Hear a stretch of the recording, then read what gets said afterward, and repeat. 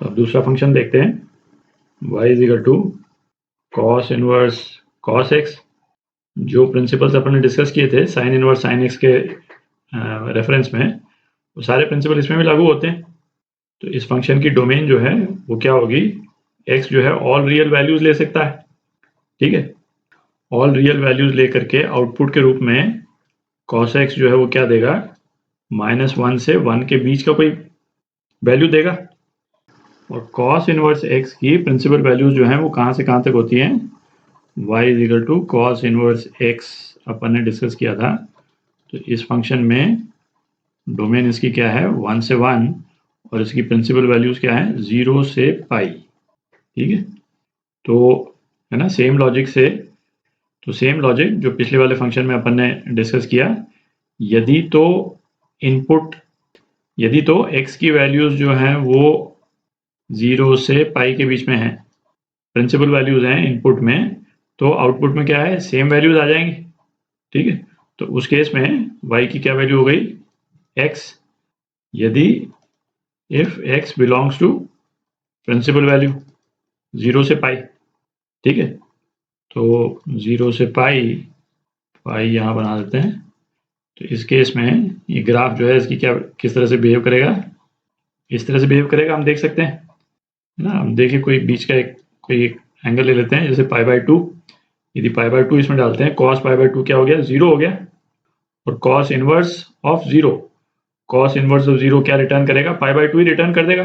तो π/2 पे इसकी वैल्यू क्या हो गई, π/2 ही हो गई, ठीक है। इसी तरह से कोई भी एंगल अपन देख सकते हैं, है ना। π/6 यदि इनपुट के रूप में देते हैं तो cos π/6 √3/2 हो गया, और cos इनवर्स √3/2 क्या आ गया, π/6 ही आ गया, ठीक है।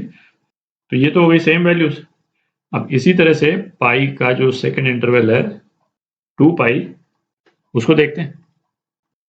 2 पाई वाले पॉइंट पे इस फंक्शन की क्या वैल्यू होगी उसको देखते हैं। तो इस वाले फंक्शन में x को 2 पाई यदि हम डालते हैं तो क्या आ जाएगा, cos 2 पाई 1 के बराबर होता है, ठीक है। और cos इनवर्स 1, cos इनवर्स 1 जो है प्रिंसिपल वैल्यू क्या रिटर्न करेगा, 0 रिटर्न करेगा, ठीक है। ग्राफ का शेप जो है वो इस टाइप से हो जाएगा, ठीक है। 3π/2 जैसे यदि अपन लेते हैं तो 3π/2 में cos 3π/2 वैल्यू क्या है, 0 है, और cos इनवर्स 0 क्या आ गया, π/2 आ गया, ठीक है। तो ये π/2 वैल्यू आ गई, ठीक है। और इसी तरह से नेगेटिव साइड में -पाई, आप इसको इसी तरह से एनालाइज करके देख लें, अलग अलग वैल्यू डाल के, है ना। इस तरह का कर्व आ गया, और -2 पाई ये इस तरह का कर्व आ गया, ठीक है। तो ये वाला पोर्शन क्या है, ये वाला पोर्शन प्रिंसिपल वैल्यूज का पोर्शन है, ठीक है। cos इनवर्स x की जो प्रिंसिपल वैल्यूज हैं, है ना, वो वाला पोर्शन है इनपुट के रूप में, तो आउटपुट में प्रिंसिपल वैल्यूज ही आती हैं, ठीक। तो कर्व का ये वाला पोर्शन क्या है, y is equal to x, ठीक। अच्छा, यहाँ पे नेगेटिव स्लोप है दिख रहा है, तो -x तो है ही, और ये क्या है, 2 पाई -x, है ना। इस वाले पॉइंट को ले लें और इस वाले पॉइंट को लेकर के आप एनालाइज कर लें, है ना। याद करने की जरूरत नहीं है ना। 2 पाई डालेंगे और x की वैल्यू 2 पाई, तो ये 0 आना चाहिए, तो 2 पाई -x, ठीक।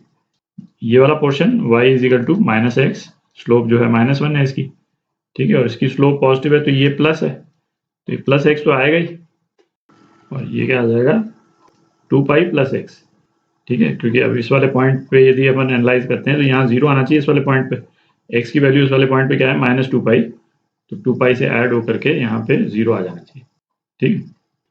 तो इस ग्राफ का जनरल सॉल्यूशन भी निकाल सकते हैं।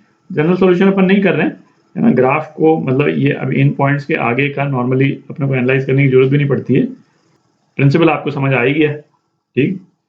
डोमेन इसकी ऑल रियल है ना, ये टिल इन्फिनिटी जा रहा है। तो x की कुछ वैल्यूज पे, है ना, इस एक्सप्रेशन को इवेल्युएट करते हैं अपन।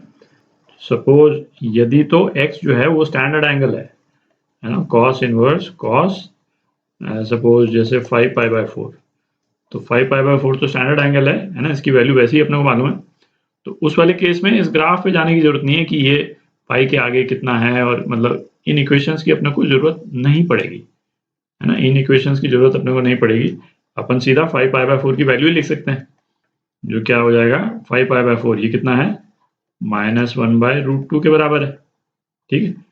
और -1/√2 पे कॉस इनवर्स की वैल्यू क्या होती है, इसकी वैल्यू होती है 3π/4, ठीक है। अच्छा, इसी तरह से जैसे है ना y = cos inverse cos suppose 4 दे रखा है, ठीक है।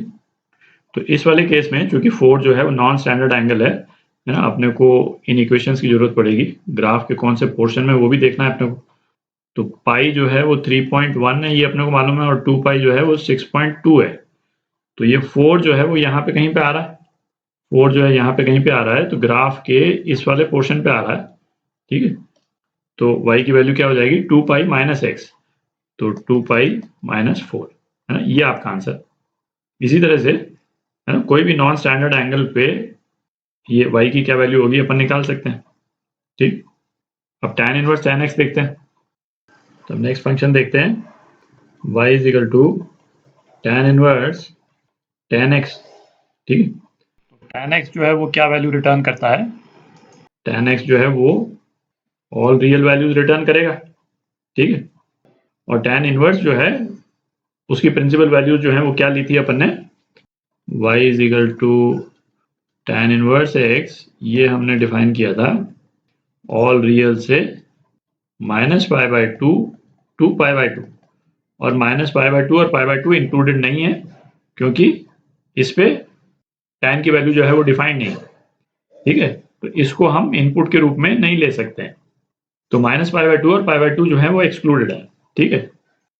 सेम लॉजिक अपन यूज कर रहे हैं, है ना। इसकी वैल्यू जो है x के बराबर हो जाएगी, कब x के बराबर हो जाएगी, इफ x जो है वो प्रिंसिपल वैल्यूज को बिलोंग करता है -π/2 से π/2 के बीच में, ठीक है, यही आ जाएगा, ठीक है। तो -π/2 से π/2 के बीच में यदि अपन इसको ड्रॉ करते हैं, -π/2 से π/2, अच्छा tan इनवर्स है तो इसकी प्रिंसिपल वैल्यूज जो है -π/2 से π/2 के बीच में ही है, तो y एक्सिस पे भी π/2 से -π/2 ही है, ठीक है। तो इस वाले केस में तो क्या हो गया, ये एक स्ट्रेट लाइन आ गई, y = x। अच्छा, इसमें π/2 की चूंकि इंक्लूडेड नहीं है, तो ये हॉलो सर्कल अपन बना रहे हैं यहाँ पे, और ये भी हॉलो सर्कल।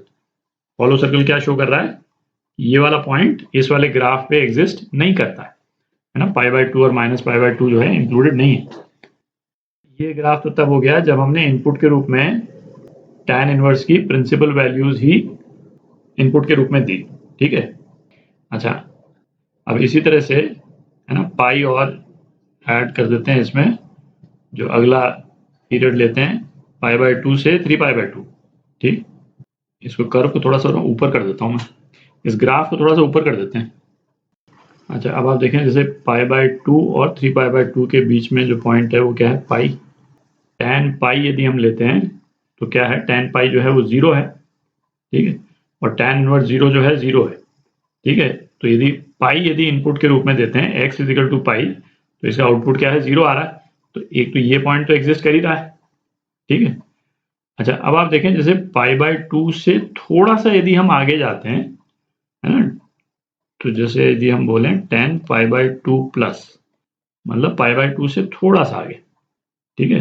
तो π/2 से जैसे ही हम थोड़ा सा आगे जाते हैं, तो tan की वैल्यू जो है वो क्या हो जाती है, -∞ हो जाती है ना। वो ग्राफ जो है, tan का ग्राफ आपको याद है ना, -π/2 से π/2, ये ग्राफ इस टाइप से है, ठीक है। और इसके बाद वाला जो पीरियड है वो ग्राफ कैसा है, यही ग्राफ रिपीट होता रहता है। तो π/2 से थोड़ा सा आगे, जैसे थोड़े से आगे से थोड़ा सा आगे जैसे ही हम जाते हैं, तो ये ग्राफ जो है -∞ से आता है, ठीक है।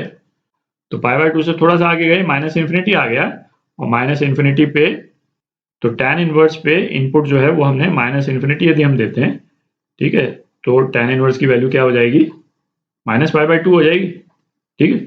अब ये चीज ध्यान रहे, ये जो मैं बोलता हूँ ना -∞ से आ रहा है, -∞ तो ऑब्वियसली डिफाइंड नहीं है ना, ये अपने विजुअलाइजेशन के लिए है ना, कि मतलब उतनी दूर से आ रहा है, नेगेटिव साइड से आ रहा है, नेगेटिव इन्फिनिटी से आ रहा है। और ये जो हम बोल रहे हैं है ना, वैल्यू -π/2 हो जाएगी। π/2 तो ऑब्वियसली इंक्लूडेड नहीं है, बट π/2 के बिल्कुल पास का जो नेगेटिव नंबर है ना, वो इंक्लूडेड है। तो ये ग्राफ जो है वो यहाँ आ जाएगा, ठीक है। π/2 पे डिफाइंड नहीं है, इसीलिए हम ये हॉलो सर्कल्स बना रहे हैं यहाँ पे, तो ये ग्राफ यहाँ पे आ गया और 3π/2 पे, ये ऊपर ही मिटा देता हूँ मैं, 3π/2 पे tan की वैल्यू क्या हो गई, प्लस इन्फिनिटी चली जाती है ना, और प्लस इन्फिनिटी यदि हम इनपुट के रूप में देते हैं तो tan इनवर्स क्या रिटर्न करेगा, π/2 रिटर्न करेगा। तो दूसरा पॉइंट जो है वो ये हो गया। तो इस वाले सेगमेंट में ग्राफ जो है उसका शेप क्या हो गया, ये शेप हो गया।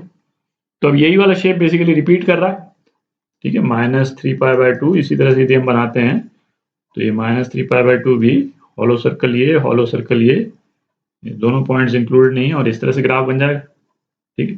तो इस वाले पोर्शन में ग्राफ हो गया y = x, इस वाले पोर्शन में क्या ग्राफ हो गया, y = -π + x, है ना। आप इस तरह से देखें, इस वाले कोई भी एक पॉइंट ले लें, ये वाला पॉइंट ले लें, है ना, इस वाले पॉइंट पे 0 होना है, और x तो पॉजिटिव है ही, क्योंकि ये ग्राफ, इसकी स्लोप जो है वो +1 है, तो x के आगे तो यहाँ पे पॉजिटिव लगना ही है ना, तो यहाँ पे -π लगेगा, है ना, ताकि -π + π की वैल्यू पे 0 आ जाए। अच्छा, यहाँ पे कहाँ पे हमको 0 चाहिए, -π पे हमको 0 चाहिए, ठीक है, और स्लोप पॉजिटिव है तो +x तो होना ही, ठीक है, और x इटसेल्फ जो है वो नेगेटिव नंबर है, इसको हम ध्यान में रखें।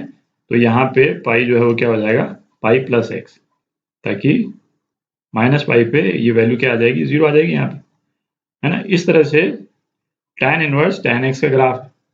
तो जिस तरह से cos इनवर्स cos x या sin इनवर्स sin x के डिफरेंट वैल्यूज पे हमने निकाला था, तो आप इन इक्वेशंस को यूज करके निकाल सकते हैं, ठीक है। यदि मैं आपको बोल दूं, चलिए tan इनवर्स tan 5, ठीक है, इसकी क्या वैल्यू है, तो इसकी वैल्यू क्या हो जाएगी, π/2 कितना है, 1.6, 3π/2 कितना है, अप्रोक्सीमेटली 4.8, ठीक है।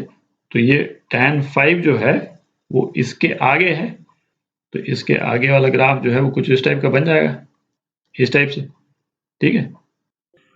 0 कहाँ पे होता है, 2π पे, तो ये वाला ग्राफ क्या है, -2π + x, ठीक है। तो 5 जो है आपका यहाँ पे कहीं पे आ रहा है, तो इस वाले सेगमेंट का जो इक्वेशन है वो लागू होगी, तो ये क्या आ जाएगा, -2π + 5, ठीक है, ये आपका आंसर।